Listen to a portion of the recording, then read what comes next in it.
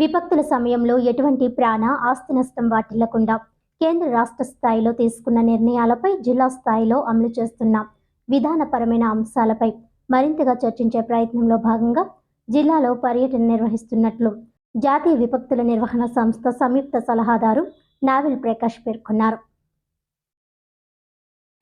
మంగళవారం ఉదయం స్థానిక జిల్లా కలెక్టరేట్ సమావేశ మందిరంలో న్యూఢిల్లీ నుండి వచ్చిన 3 సభ్యుల జాతీయ విపత్తుల నిర్వహణ బృందం జిల్లా విపత్తుల నిర్వహణ సంస్థ పనితీరు, నూతనంగా ప్రతిపాదించిన SDMA 2025 నమూనా ప్రతిపాదనలపై సమీక్ష నిర్వహించారు.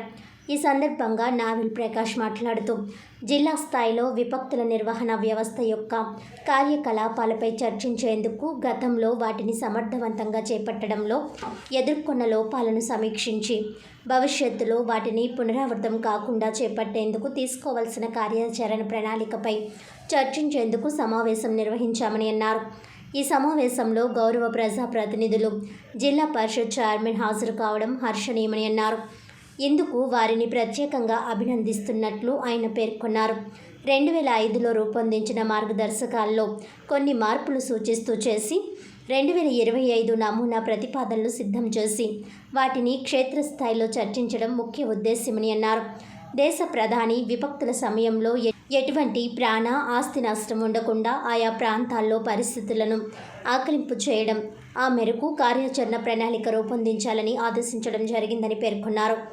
ఆ మేరకు ఇప్పుడు ప్రతిపాదించిన అంశాలకి తగిన ప్రాధాన్యత ఇవ్వడం, వాటిలో మీ ప్రాంతాల్లో అమలుకు అనువైన వాటిని మాత్రమే సమర్థవంతంగా ముందుకు తీసుకుని వెళ్లాల్సి ఉంటుందన్నారు.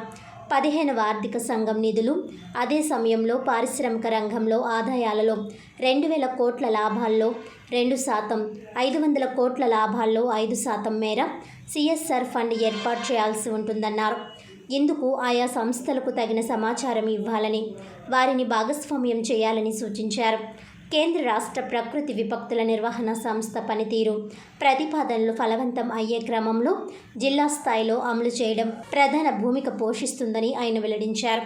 2025 NDMS ముసాయిదా ప్రతిపాదనలో పేర్కొన్న అంశాలపై PPT ద్వారా సమావేశంలో అధికారుల దృష్టికి తీసుకుని రావడం జరిగింది.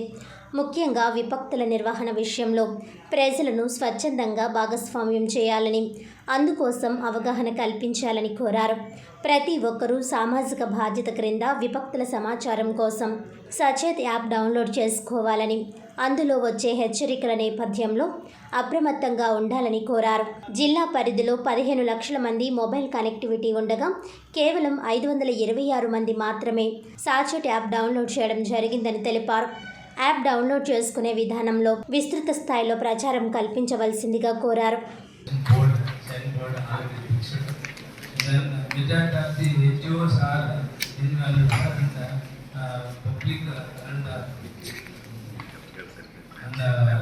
Public representatives, sarpanch, local sarpanch and HR administrators is very active, and any absent is is very active, sir. And the fire department, police department is immediately attending this activity. Very importantly, 1 or 2 initiatives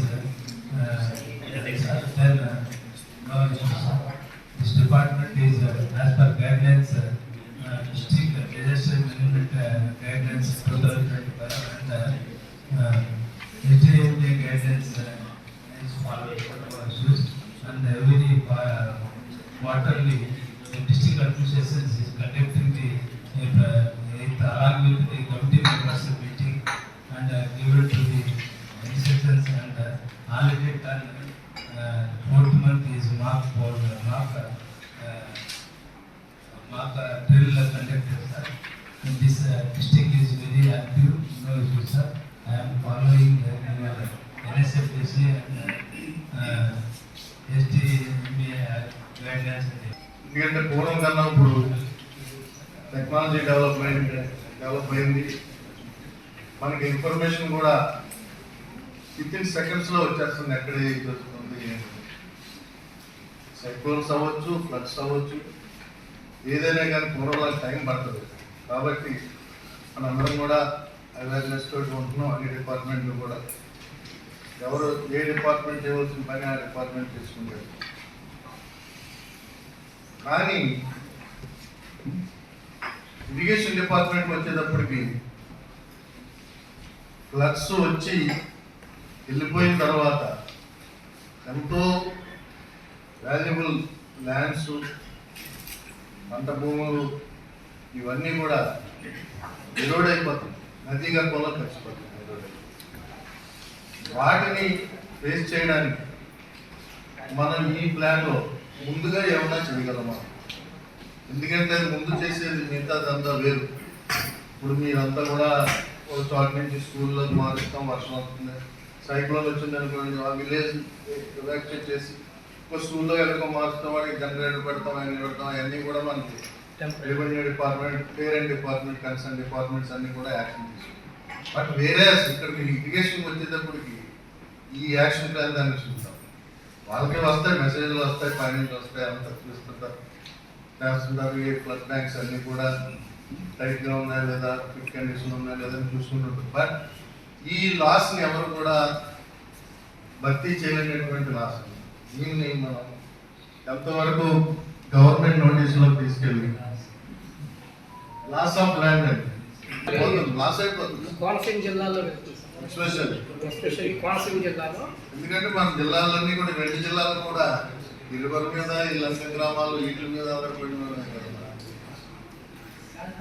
ఇక్కడికి వచ్చినటువంటి officers అందరినీ కూడా మన central government నుంచి deputy వెళ్ళినటువంటి officers కూడా especially మన లంక గ్రామాలవి కూడా ఈ రోజు నుంచి వాళ్ళు ఎలాగా మనం ముందే తీసుకోవాలి, ప్రొడక్షన్ వర్క్ చేయడం ముందే తీసుకుని చేస్తే ఎంతో కొంతలో కొంత మనం దాన్ని ఆపగలుగుతాం అనేసి నా ఉద్దేశం. దాన్ని కైండ్లీ కన్సిడర్ సార్.